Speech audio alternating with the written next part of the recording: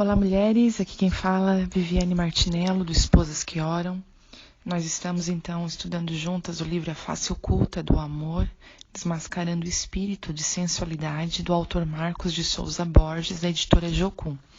Nós estamos hoje no áudio 9, mas nós estamos dando continuidade no capítulo 7, que nós não terminamos todos ele ontem, tá? Eu vou começar a completar o áudio. Então, 8, né? O 9 vai ser, então, o áudio 9, o complemento do áudio 8, ok? Vamos lá? 5. Transitório. Isto, obviamente, é uma consequência imediata do item anterior. A falta de compromisso faz com que um relacionamento seja fraco e superficial, como também torna a pessoa totalmente volúvel nos seus sentimentos. O amor sensual é como aquela semente em solo pedregoso. Ele não suporta provas.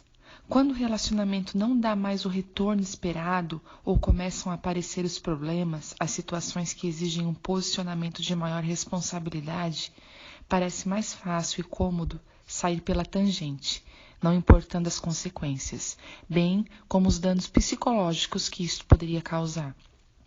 O amor sensual está totalmente fechado para conciliar o sofrimento, a responsabilidade diante das dificuldades e a paciência, que são os agentes depuradores do verdadeiro amor. Portanto, o amor sensual só sobrevive enquanto está agradando e atendendo a interesses próprios.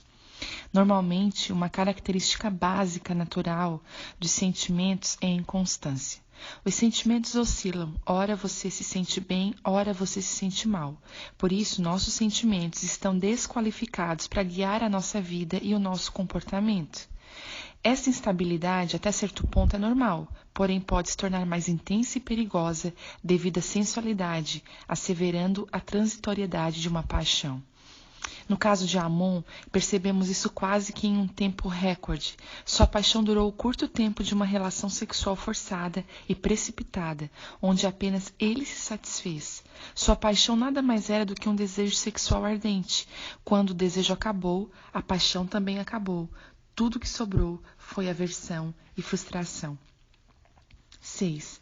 Não possui exclusividade. Essa é uma manifestação muito comum do espírito de sensualidade. Ele impõe um índice tão acentuado de descontrole e insatisfação que se torna normal a pessoa ficar flutuando em vários objetivos amorosos simultaneamente. A concupiscência dos olhos e da carne passa a controlar o comportamento do indivíduo. Ainda que a pessoa já esteja num relacionamento com alguém ou tensionando um relacionamento, ela permanece volúvel e vulnerável à aberração sentimental de dividir sua devoção amorosa com outra ou até mesmo outras pessoas. Tudo isso é inspirado por uma vida sentimental egocêntrica, onde vale tudo para satisfazer todos os desejos. Muitos dos piores problemas que assolam as sociedades vêm como consequência de pais, mães e filhos feridos por esse tipo de agressão moral. A poligamia, que hoje é tão aceita e difundida, é a mãe das doenças venéreas e dos lares traumatizados. A AIDS tem sido uma forma drástica e triste de expor a vida oculta e moral de muitas pessoas. Quantas mães de família, leais no casamento, estão contraindo AIDS de maridos que eram aparentemente fiéis? É fácil concluir, como muitos já têm feito, que a principal cura para esta epidemia reside em usar o preservativo moral do compromisso e da fidelidade conjugal, ou seja, um só parceiro de verdade, a que se exalta o caráter protetivo do casamento dentro dos moldes divinos. Os mandamentos de Deus são sábios e constituem uma salvaguarda para todos os que obedecem. Não queiramos ser mais sábios do que a Bíblia. Se alguém quer ser mais sábio que a palavra de Deus, acaba se tornando louco, como o apóstolo Paulo diz. Inculcando-se por sábios, tornando-se loucos. Por isso, Deus entregou tais homens à imundícia pelas concupiscências de seus próprios corações, para desonrarem os seus corpos entre si. Romanos 1, 22. A poligamia na Bíblia. Quando vemos na Bíblia exemplos de pessoas que tiveram várias esposas, parece aceitável pensar que este padrão de relacionamento era lícito. Muitos chegam a usar estes fatos como argumentos plausíveis para justificar sua conduta imoral. Porém, se apurarmos com cuidado cada um destes casos, analisando-os de acordo com o propósito original de Deus, constatamos como este tipo de aberração sensual sempre acarretou problemas graves e perpétuos, como que atestados da desaprovação divina em resposta à poligamia. Um exemplo foi o caso de Abraão com Agar, a serva egípcia de sua esposa. Antes de tudo, isso foi um passo de incredulidade em relação à promessa divina de que Abraão teria um filho com sua esposa, o qual estabelecia a linhagem do Messias. Isto lhe custou a princípio apenas mais 13 anos de espera para que Isaque, o legítimo filho da promessa, nascesse. Com o nascimento de Ismael, Agar se ensoberbeceu contra sua patroa Sara, desprezando-a pela posição privilegiada que agora ocupava, de mãe do herdeiro de Abraão. E ele conheceu a Agar. Ela concebeu, e vendo ela que concebera, foi sua senhora desprezada aos seus olhos. Gênesis 16:4. Uma grave crise familiar se estabelece e Abraão tem que enfrentar o trauma de expulsar de casa a sua concubina e o seu próprio filho. Ao que disse Abraão a Sarai: eis que a tua serva está nas tuas mãos, faze-lhe como lhe te parecer melhor. E Sarai maltratou-a, e ela fugiu de sua face. Gênesis 16:6. Este manto de orfandade e viuvez tem perseguido os descendentes de Ismael, assumindo a forma de uma religião órfã e que discrimina a mulher. E como todos sabemos, a poligamia praticada por Abraão é responsável pelo conflito entre árabes, descendentes de Ismael, e judeus, descendentes de Isaque, que se perpetua até os nossos dias. Disse-lhe ainda o anjo do Senhor: eis que concebeste e terás um filho, a quem chamarás Ismael, porquanto o Senhor ouviu a tua aflição. Ele será como um jumento selvagem entre os homens, e sua mão será contra todos, e a mão de todos contra ele, e habitará diante da face de todos os seus irmãos. Gênesis 16:11. Um outro exemplo que podemos tomar seria o de Davi, um dos maiores líderes de Israel. Embora ele andasse integralmente com Deus, devido ao seu coração extremamente sensível e vulnerável ao quebrantamento, Davi fracassou terrivelmente como um pai de família. O seu relacionamento polígamo gerou um ambiente espiritual onde os seus filhos estavam descobertos. Eles cresceram e desenvolveram os seus relacionamentos de acordo com um modelo que os levou quase que à autodestruição da família. Estamos vendo de perto como Amon fez talvez as piores escolhas de sua vida, cometendo incesto com sua meia-irmã. Isso foi motivo suficiente para que seu meio-irmão Absalão, irmão de Tamar, vingasse seu crime, planejando friamente sua morte e executando-a sarcasticamente numa festa com a família. Isso se refletiu num longo ressentimento entre Davi e Absalão, que, sentindo-se injustiçado pela frieza e pelo desprezo do pai, se rebela, primeiramente furtando o coração do povo e chegando ao ponto de tensionar a morte do próprio pai, através de um golpe de estado. Dando provas disto, ele se prostitui à luz do dia com as concubinas do rei. Algo interessante aqui é que o profeta Natã havia previsto este fato, por falta do famoso caso Betseba. O fim dessa história trágica é que Absalão acaba também morto por Joabe, primo de Davi e chefe de seu exército. Posteriormente, tivemos um jogo da sensualidade se perpetuando através de Salomão, o herdeiro do trono, que, apesar de ter um começo fabuloso descrito nos 10 primeiros capítulos de 1 Reis, acaba pecando contra sua avantajada sabedoria, pois ao endossar a poligamia praticada pelo pai, ainda que previamente advertido por Deus, acabou se prostituindo com o espírito de sensualidade, bem como com outros deuses estranhos de suas esposas e concubinas, devido à prática do jugo desigual. E o rei Salomão amou muitas mulheres estranhas, e isso além da filha de Faraó, moabitas, amonitas, iduméias, sidônias e etéias. Das nações que o Senhor tinha dito aos filhos de Israel: não entrareis a elas, e elas não entrarão a vós.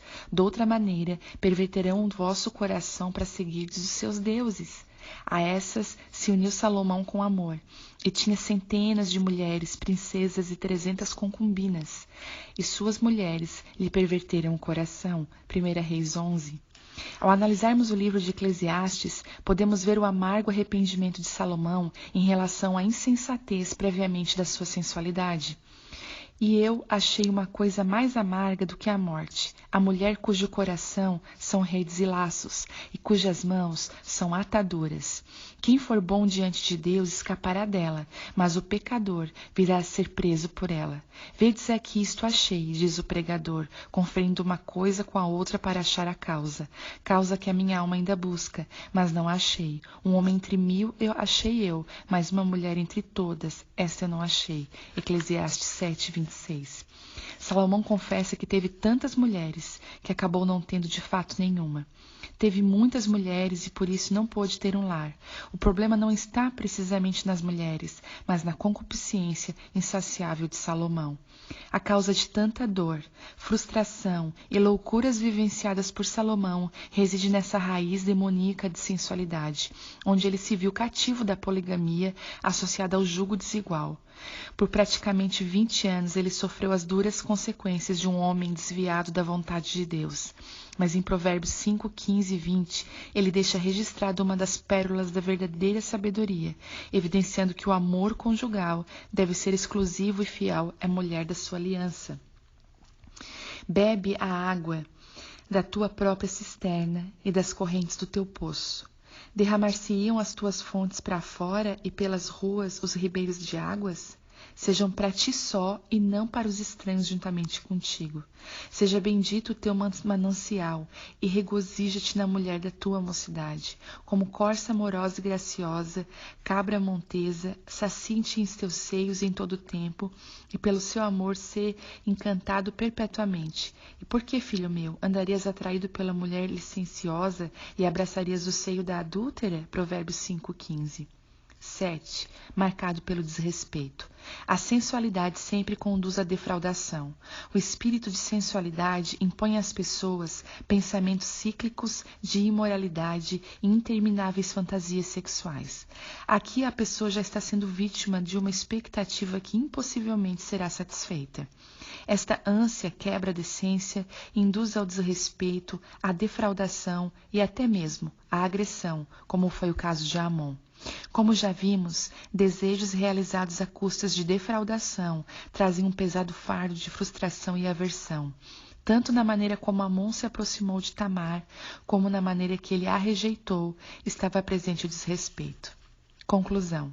Concluindo, poderíamos enumerar muitas coisas e muitas outras características do amor sensual, mas acredito que já temos em mãos o suficiente para discernirmos não apenas as influências, como também as credenciais deste espírito.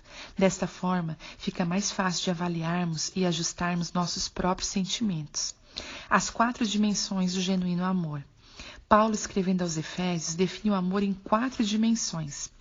Para que Cristo habite pela fé em vossos corações, a fim de, estando arraigados e fundados em amor, poderdes perfeitamente compreender com todos os santos qual seja a largura, o comprimento, a altura e a profundidade, e conhecer o amor de Cristo, que excede todo o entendimento, para que sejais cheios de toda a plenitude de Deus. Efésios 3:17.